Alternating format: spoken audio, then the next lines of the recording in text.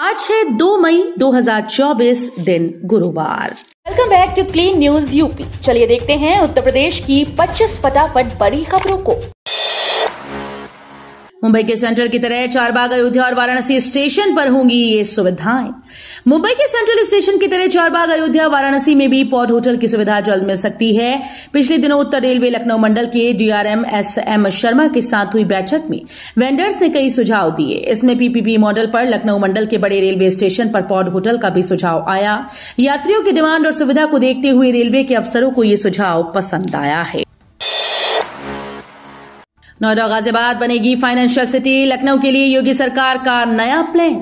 उत्तर प्रदेश सरकार ने राज्य को दक्षिण एशिया में एक आकर्षक निवेश गंतव्य के रूप में स्थापित करने के लिए लखनऊ, गाजियाबाद और नोएडा को वित्तीय शहरों के रूप में विकसित करने की योजना बनाई।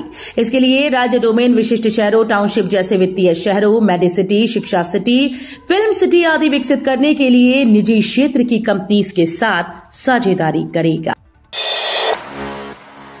आगरा से नई दिल्ली हो या फिर लखनऊ प्रयागराज, अलीगढ़, इन शहरों के लिए 4 मई से जाना हो जाएगा कठिन। आगरा से नई दिल्ली हो या फिर लखनऊ प्रयागराज, अलीगढ़, इन शहरों के लिए जाना 4 मई से कठिन हो जाएगा। 200 बसेस चुनावी ड्यूटी में लगी हैं तो शहरों के लिए बस सेवा में कटौती हो रही है। इसी तरह से इलेक्ट्रिक बसेस में भी कटौती की जा रही है। ऐसी बसें 3 मई से गल्ला मंडी, फिरोजाबाद रोड पहुंचना शुरू हो जाएंगी। शिक्षकों की फर्जी नियुक्ति पर एक्शन, 4 अफसर और 1 लेखाकार फंसे, पूरे प्रदेश में होगी जांच। कानपुर के सहायता प्राप्त माध्यमिक स्कूल में 9 शिक्षकों की फर्जी नियुक्ति के मामले में 4 अधिकारियों और 1 लेखाकार के खिलाफ कार्रवाई की संस्तुति शासन से की गई। अपर निदेशक माध्यमिक सुरेंद्र कुमार तिवारी ने कानपुर के वर्तमान जिला विद्यालय निरीक्षक समेत 2 सेवानिवृत्त DIOS वित्त एवं लेखाधिकारी के अलावा 1 लेखाकार के खिलाफ कार्रवाई के लिए शासन को पत्र लिखा है। लोकसभा चुनाव के लिए वाहन खुद नहीं पहुंचाए तो जबरन उठाएगी टीम, होगा केस। लोकसभा चुनाव में अधिग्रहण किए गए वाहनों को जब्त करने की कार्रवाई बरेली में आज से शुरू होगी। आरटीओ ऑफिस की टीम ने स्पष्ट कर दिया कि अगर खुद वाहन नहीं पहुंचाएंगे तो टीम भेजकर वाहन को खिंचवा लेंगे। वाहन स्वामियों को ऐसे ही निर्देश दिए गए। कहा गया कि हर हाल में 4 मई तक अपने वाहन पहुंचा दो। जेवर एयरपोर्ट की शुरुआत से पहले नहीं जुड़ेंगे ईस्टर्न पेरिफेरल और यमुना एक्सप्रेसवे। जेवर में बन रहे नोएडा इंटरनेशनल एयरपोर्ट शुरू होने से पहले ईस्टर्न पेरिफेरल को यमुना एक्सप्रेसवे से जोड़ने का काम अटक गया। 0 पॉइंट से करीब 10 किलोमीटर दूर जगनपुर के पास बनने वाले इंटरचेंज के काम में 22 करोड़ रुपए का पेंच फंस गया है। डेवलपर कंपनी ने इंटरचेंज में लगने वाली मिट्टी के लिए 22 करोड़ रुपए की मांग की थी, लेकिन NHAI ने बजट बढ़ाने से इनकार कर दिया। कोविशील्ड को मंजूरी देने वालों पर क्रिमिनल केस चले, अखिलेश यादव बोले डर सही निकला, न्यायिक जांच हो। सपा प्रमुख अखिलेश यादव ने कोरोना वैक्सीन कोविशील्ड के नुकसानों को लेकर मोदी सरकार को घेरा। उन्होंने एक पोस्ट में लिखा कि सत्ताधारी दल ने वैक्सीन की कंपनी से चंदा लेकर जनता की जान की बाजी लगाई। उन्होंने कहा कि उनका शक और डर सही साबित हुआ, सबको वैक्सीन लगवा दी। इसी के साथ अखिलेश ने कोविशील्ड मामले की उच्च स्तरीय न्यायिक जांच की मांग करते हुए कहा कि जिम्मेदार लोगों पर मुकदमा चलना चाहिए। पीएम मोदी की सुरक्षा में लगेंगे 3000 से ज्यादा पुलिसकर्मी, सीसीटीवी से लैस होगा पूरा एरिया। कानपुर शहर में प्रधानमंत्री नरेंद्र मोदी का शनिवार को रोड शो प्रस्तावित है। अभी तक CSA में प्रधानमंत्री के हेलीकॉप्टर उतारे जाने की योजना थी, लेकिन प्रधानमंत्री कार्यालय की तरफ से CSA में हेलीकॉप्टर उतारने की अनुमति नहीं दी गई। इसके बाद पीएमओ को 2 रूट और हेलीकॉप्टर उतारने के लिए हेलीपैड का स्थान भेजा गया। यूपी की किसी अदालत में प्रैक्टिस नहीं कर सकेंगे कोर्ट रूम में मारपीट करने वाले वकील। इलाहाबाद हाईकोर्ट ने कोर्ट रूम में वादकारी को पीटने वाले अधिवक्ताओं के खिलाफ सख्ती बरतते हुए उनके यूपी की किसी भी अदालत में वकालत पर रोक लगा दी। वो प्रदेश की किसी भी जिला अदालत में मुकदमों की पैरवी और बहस नहीं कर सकेंगे। जनपद न्यायालय स्थित सिविल न्यायालय में सोमवार को एक केस की सुनवाई के दौरान वादकारी दंपति को मारने, पीटने और अदालत के कामकाज में बाधा पहुंचाने के मामले का हाईकोर्ट में संज्ञान लेते हुए आरोपी अधिवक्ताओं की किसी भी अदालत में प्रैक्टिस और कोर्ट परिसर में घुसने पर रोक लगा दी गई। रुहेलखंड विश्वविद्यालय के नाम बड़ी उपलब्धि, यूजीसी ने दिया प्रथम श्रेणी का दर्जा। बरेली के रुहेलखंड विश्वविद्यालय को विश्वविद्यालय अनुदान आयोग ने प्रथम श्रेणी का दर्जा दिया। इसके साथ ही यह देश के सर्वोच्च विश्वविद्यालयों की श्रेणी में शामिल हो गया। इस उपलब्धि से विश्वविद्यालय को अंतर्राष्ट्रीय पहचान बनाने में मदद मिलेगी। यहां ऑनलाइन कोर्सेज शुरू हो सकेंगे, साथ ही यूजीसी के सभी अनुदान मिलेंगे। अमेठी में हलचल तेज, राहुल गांधी के न लड़ने पर सोनिया गांधी के सांसद प्रतिनिधि भी आ सकते हैं मैदान में।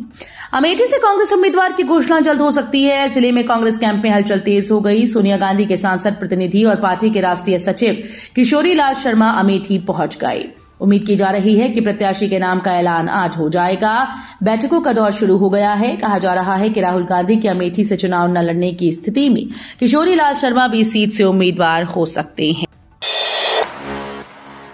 अखिलेश के गढ़ में बड़ी सियासी गर्मी, सीएम योगी और बसपा सुप्रीमो मायावती की भी होगी जनसभा। लू के थपेड़ों के साथ अब मई माह में सियासी पारा तेज हो गया। तल्ख मौसम मिजाज के बीच दिग्गजों की महफिल सजेगी। मुख्यमंत्री योगी आदित्यनाथ, बसपा सुप्रीमो मायावती से लेकर अखिलेश की यादव की जनसभाएं और रोड शो होगा। आगरा में राजनाथ सिंह बोले, 10 साल बाद बच्चे बोलेंगे कौन कांग्रेस, सपा को समाप्त पार्टी। लोकसभा चुनाव 2024 के तीसरे चरण के मतदान से पहले आगरा आए रक्षा मंत्री राजनाथ सिंह ने कांग्रेस और समाजवादी पार्टी पर जमकर हमला बोला। उन्होंने कहा कि 10 साल बाद जब आप अपने बच्चों से कांग्रेस और सपा के बारे में पूछेंगे तो वे बोलेंगे कौन कांग्रेस और सपा को समाप्त पार्टी। यूपी में 2 दिन तेज हवाओं का अलर्ट, 5 मई को बदलेगा मौसम। मौसम विभाग ने की भविष्यवाणी। 2 दिन तेज हवाएं परेशान करेंगी, लेकिन प्रचंड गर्मी से मामूली राहत भी देंगी। यानी अधिकतम तापमान 40 डिग्री या इसके नीचे रह सकता है। वहीं 5 मई को लखनऊ समेत यूपी के कई शहरों में मौसम बदल सकता है। पिछले 3 दिनों से हवा का रुख पूर्व से पश्चिम की ओर था। मंगलवार से ये बदलकर पश्चिम से पूर्व हो गया। स्कूल का समय हो सुबह 7 से 11। सपा एमएलसी ने सीएम योगी को लिखा पत्र। भीषण गर्मी के मद्देनजर सपा एमएलसी आशुतोष सिन्हा ने बेसिक शिक्षा परिषद के स्कूल का समय सुबह 7 से 11 बजे तक किए जाने के लिए मुख्यमंत्री को पत्र लिखा।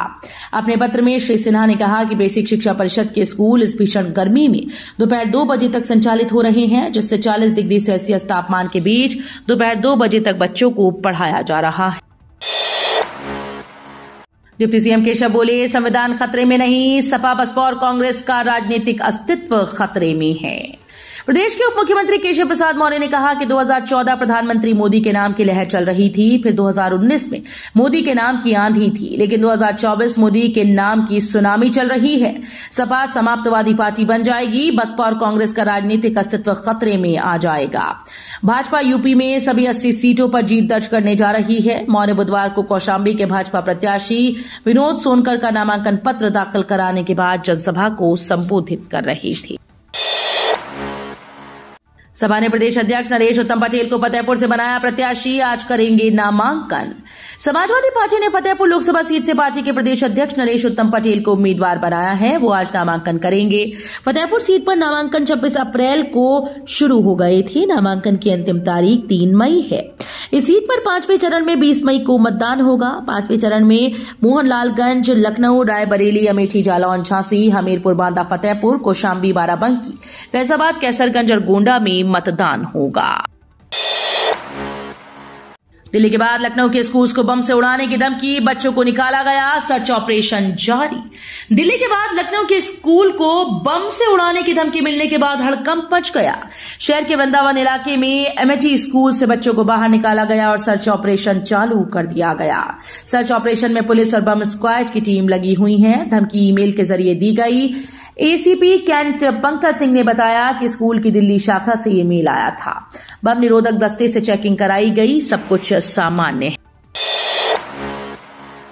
रजिस्ट्री दफ्तर में हुए फर्जीवाड़े पर एक्शन, एलजीए के 3 अफसरों समेत 11 पर एफआईआर। लखनऊ के रजिस्ट्री दफ्तर के अंदर असली रजिस्ट्री की जगह जिल्द में फर्जी रजिस्ट्री लगाकर लाखों करोड़ों रुपए का फर्जीवाड़ा करने के मामले में वजीरगंज कोतवाली में 2 एफआईआर दर्ज कराई गई हैं। जांच में 5 रजिस्ट्रीज फर्जी मिली। ये भी खुलासा हुआ कि वर्ष 2001 और इसके आसपास हुई रजिस्ट्रीज में एलडीए के तत्कालीन अफसरों की भी सांठ-गांठ रही है।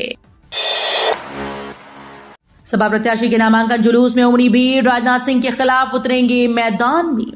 लखनऊ लोकसभा सीट पर भाजपा के प्रत्याशी राजनाथ सिंह के नामांकन करने के बाद बुधवार को सपा प्रत्याशी रविदास मल्होत्रा भी नामांकन के लिए निकले। लखनऊ लोकसभा सीट भाजपा का गढ़ मानी जाती है। बीती 2 बार से यहां राजनाथ सिंह चुनाव जीत रहे हैं। इस बार भी उनके जीतने की प्रबल संभावना बताई जा रही है। सात फेरों के बिना हिंदू विवाह मान्य नहीं। सुप्रीम कोर्ट ने शादी को लेकर अहम फैसला सुनाया। अपने इस फैसले में सुप्रीम कोर्ट ने कहा कि हिंदू विवाह एक संस्कार है और ये सॉन्ग, डांस, वाइनिंग डाइनिंग का आयोजन नहीं है। सुप्रीम कोर्ट ने कहा कि यदि अपेक्षित सेरेमनी नहीं की गई तो हिंदू विवाह अमान्य है और पंजीकरण इस तरह के विवाह को वैध नहीं बताता। सुप्रीम कोर्ट ने एक फैसले में हिंदू विवाह अधिनियम 1955 के तहत हिंदू विवाह की कानूनी आवश्यकताओं और पवित्रता को स्पष्ट किया है।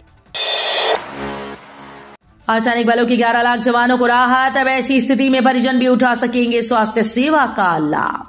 केंद्रीय अर्धसैनिक बलों के 11 लाख जवानों के लिए राहत की खबर सामने आई। अगर किसी भी जवान के पास केंद्र सरकार स्वास्थ्य योजना कार्ड है, यानी वो लाभार्थी है, तो एक विशेष स्थिति में उसके परिजन भी स्वास्थ्य सेवा का लाभ उठा सकते हैं।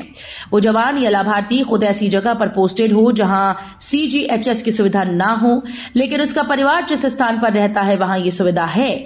ऐसे में जवान का परिवार वहां पर केंद्र सरकार स्वास्थ्य योजना का लाभ उठा सकता है। चीन ने समुद्र में बढ़ा रहा ताकत। पूर्व नौसेना प्रमुख ने भारत को दी सलाह।